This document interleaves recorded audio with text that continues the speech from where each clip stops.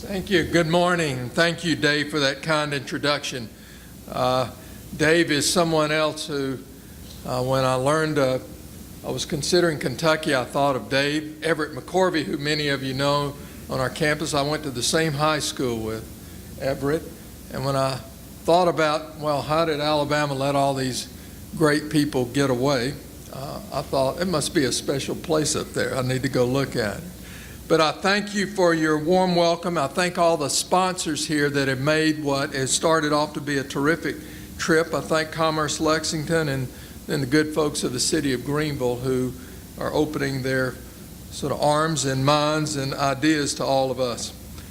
Eric Schmidt, the CEO of Google, said in the face of this economic downturn, we're going to have to innovate our way out of this thing, and our great research universities must lead the way.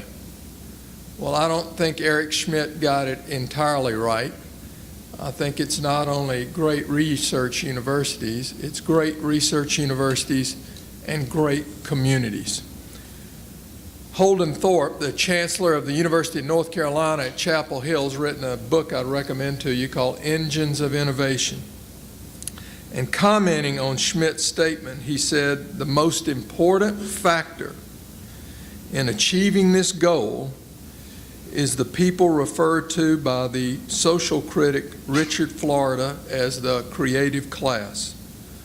These are the scientists, poets, designers, computer programmers, venture capitalists, and entrepreneurs who, because of their training and so forth, could live anywhere, but for a variety of reasons seem to migrate to academic hubs.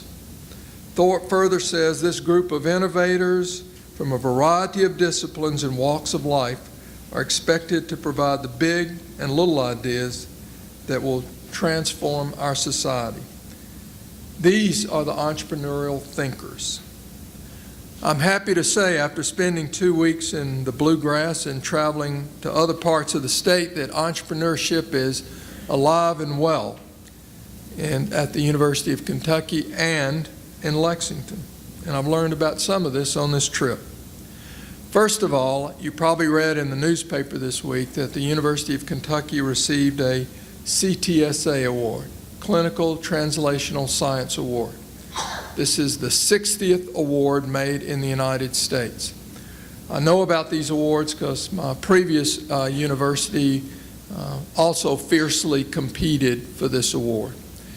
And this is the manifestation of what Congress believes is the responsibility, I think, of our universities, and that is, how can you take discoveries from the laboratory and from our social science research and immediately translate that to the community so it can make a big difference.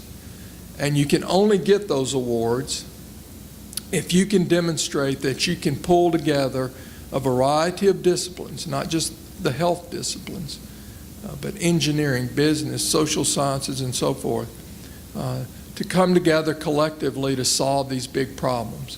And it is a real feather in your cap when you get that kind of award. So thank all those who came before me and made this possible, but all of you should be proud. And then I heard about some terrific ideas on this trip. I met briefly yesterday Gail Reese, who told me about ITN Bluegrass that provides dignified transportation for seniors with visual impairment, and she said, without government support. And everything is not going to need government support. And then the new president of our University of Kentucky Student Government Association, Micah Felden, who's here on the trip, told me about how a relief effort after the earthquake in Haiti had then been translated into what looks like a wonderful educational program where students from Haiti will be coming to Kentucky with a commitment to return to their country to help further rebuild. And those are perfect examples of social entrepreneurship. I have to say, from my traveling and work elsewhere, I recognize we don't live in a static world. There are lots of universities and communities that want to be at the top. There's fierce competition to build, preserve and expand the hubs where entrepreneurs will assemble to learn and innovate and transform their communities.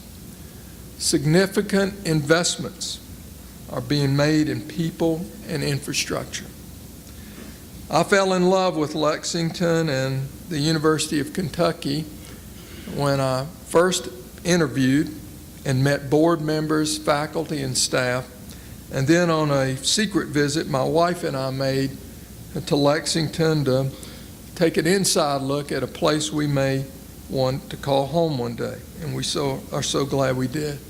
And then my final interview further solidified my belief that this is a special place.